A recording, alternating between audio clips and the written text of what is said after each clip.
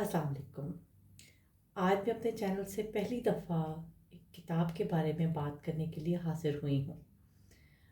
असल में मैं किताबें पढ़ने की बहुत शौकीन हूँ, आप किताबी कीड़ा कह सकते हैं मुझे कि मुझे किताबें पढ़ना, किताबें ख़रीदना बहुत ज़्यादा मुझे इस चीज़ का शौक़ है।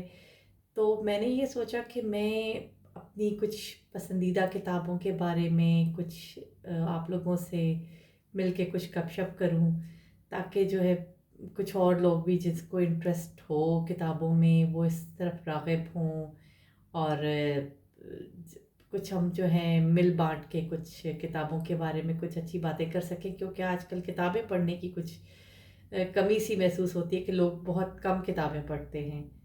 तो वैसे ही मैंने चाहा कि मैं अपनी पसंदीदा किताबें जो हैं उनके बारे में कुछ गपशप करूं आप लोगों के साथ।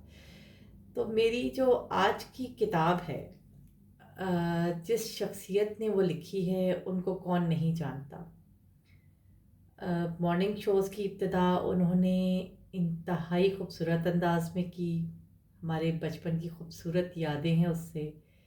ज़बरदस्त सय्याह, बहुत हम्बल पर्सनैलिटी, बेहतरीन नावल निगार, कॉलम निगार, अलमारूफ चाचा जी हमारे मुसद्दर हुसैन तारड़ साहब।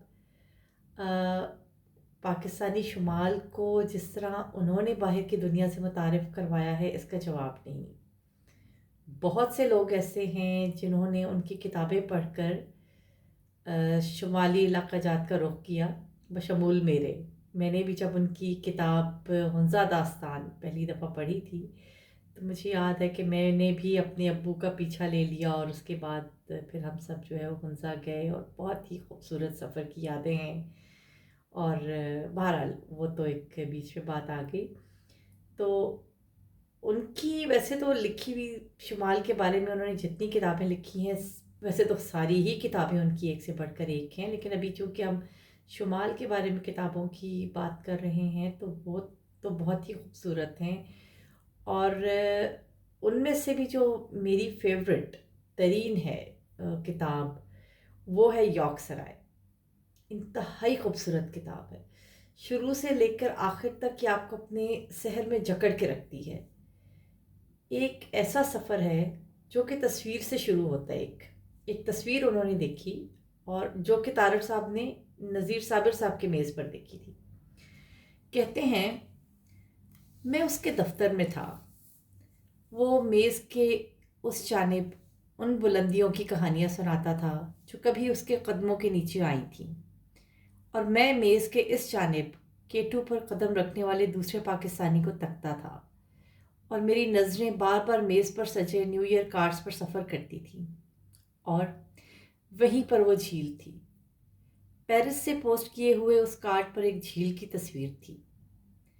पास्कल की आंखों की नीलाहट वाली एक ऐसी झील जिसके किनारों पर कद्दे आदम घास बुलंद होती थी, और उस घास में फूल थे, और कहीं जो बुलंद पहाड़ थे उसकी बर्फ़ों के लिए उसके पानी आईना थे। ये फ्रांस में है? मैंने कार्ड की तरफ इशारा किया। जी। नज़ीर साबिर को पहाड़ों से उतरकर मेज़ पर रखे कार्ड तक आने में कुछ देर लगी। नहीं, पाकिस्तान में है। मुझे धचका सा लगा। मैं पाकिस्तान की अक्सर झीलों को जानता था, अगर उन तक पहुंचा नहीं था तो उनके सरापे से आशना था। ये कौन थी और कहाँ थी जिसे मैं नहीं जानता था? कहाँ?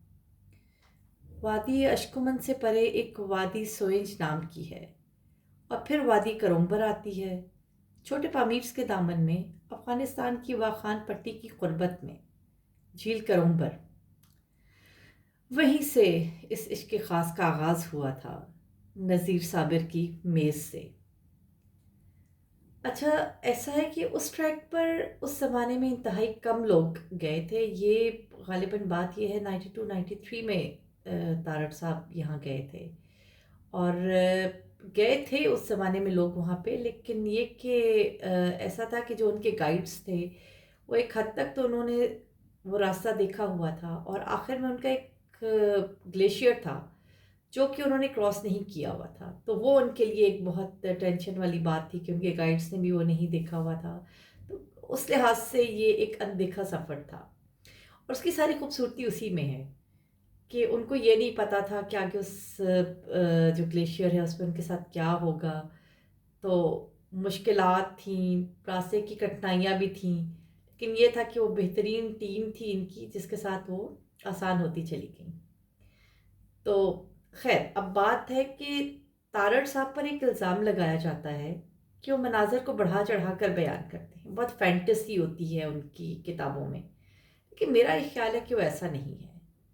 وہ مناظر کا حق ادا کرتے ہیں اپنے انتہائی خوبصورت الفاظ میں جو کوئی اور نہیں کر پاتا. آپ اس کو فینٹیسی نہیں کہہ سکتے کیونکہ میں نے وہ علاقے دیکھے اور واقعی میں مطلب اس کے لیے جو الفاظ وہ ہمارے پاس تو کم از کم نہیں ہے کہ وہ تارڑ صاحب ہی اس کو صحیح طور سے اس کو بیان کر سکتے ہیں.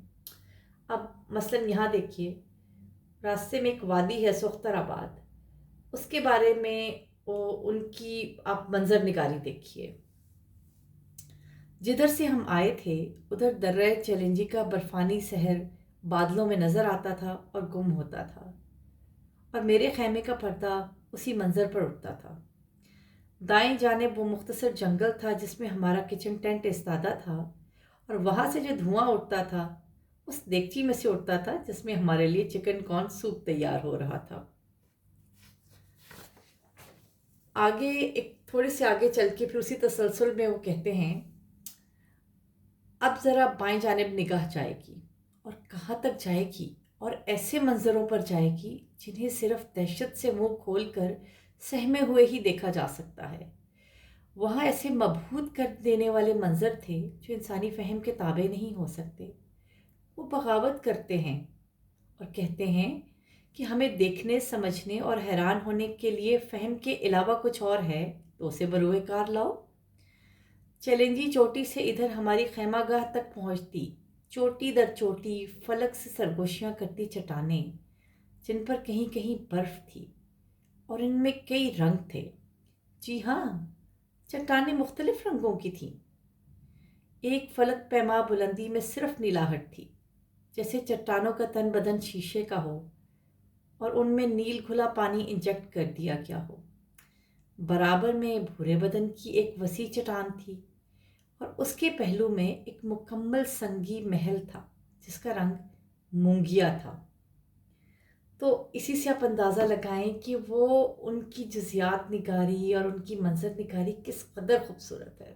میں تو ان کی بہت بڑی فین ہوں اس کے ان کی منظر نگاری کی. اچھا اب جو دوسری ایک بہت بڑی خوبصورتی ہے اس کتاب میں، وہ اس میں ان کا جو ہے وہ موت کا ذکر جس طرح سے انہوں نے کیا ہے. اس بارے میں وہ خود کہتے ہیں کہ مجھے خانہ بدوش آنکھوں والی ڈاکٹر سلطانہ کا ایک فقرہ یاد آیا. مجھے تمہاری تحریروں میں جو موت کے ساتھ فلرٹیشن ہوتی ہے وہ اسیر کرتی ہے. اور ایک بات اور ہے کہ تارڑ صاحب نے موت کو جس خوبصورتی سے ڈسکرائب کیا ہے وہ انہیں کا انداز ہے، کیونکہ عام طور پہ ایک خوف، ایک دہشت کی علامت، ایک بڑی خوف کی علامت ہوتی ہے. لیکن آپ دیکھیے کہ کیا کہتے ہیں وہ لمبے لبادے والا وجود کھڑا تھا جیسے ابھی ابھی ظہور میں آیا ہو. وہ بے حد خوش شکل اور وجیح تھا. لبادے کی سیاہی میں سے صرف اس کا زرد چہرہ ایسے نظر آتا تھا جیسے حجاب میں ہو.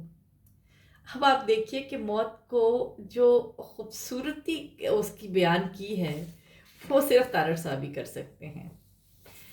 اچھا اب ان کا جو ہے وہ کہتے ہیں کہ موت جس طرح سے ان کے ساتھ ساتھ چل رہی تھی اور اس کے ساتھ ہونے کا احساس مناظر کی خوبصورتی کو اور بڑھا دیتا ہے.